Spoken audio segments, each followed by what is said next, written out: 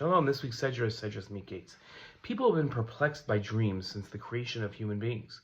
Dreams are difficult for people to comprehend because they seem to be out of people's control. They're personal to them, and in a sense, they're real. At the same time, they don't have a connection to the world around us. The confusing aspects of dream causes people to act as they usually do when confronted with a challenge that's difficult to explain. They associate the unexplained with mystical. Now, dreams are a central focus of this week's Torah portion, and much of Jewish philosophy's coverage of dreams is based on this week's Torah portion. In this week's Torah portion, Paro has his famous dreams of the skinny cows eating the fat cows and couldn't find anyone to interpret his dreams. Hearing about an inmate in the dungeon that knew how to interpret dreams, Paro sent for Yosef, who was rushed from the dungeon. Yosef had his hair cut and changed his clothes, and then he appeared before Paro.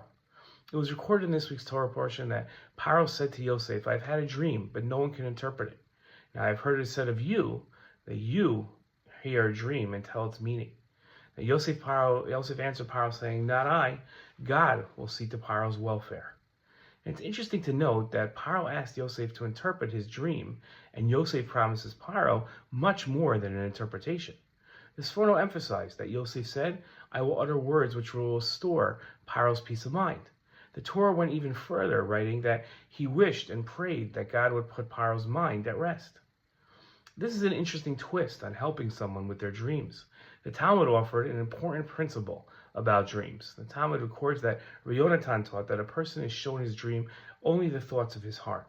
Rashi explained this to mean that the thoughts the dreamer had during the day before he went to sleep, that's what he'll see in his dreams. And Rava said, no, that this is the case.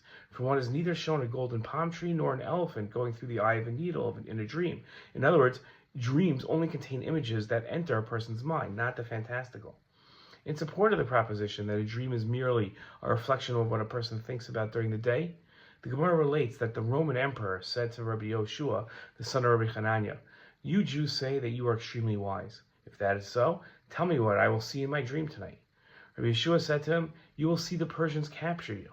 Then they will enslave you and force you to herd unclean animals with a golden staff." He thought the entire day about the images described to him by Rabbi Yeshua, and that night he saw it in his dream.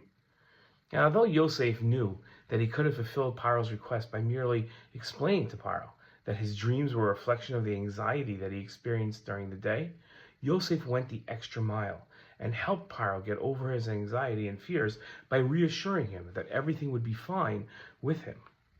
Now, Yosef's response to Paro teaches an important lesson about interpersonal relationships.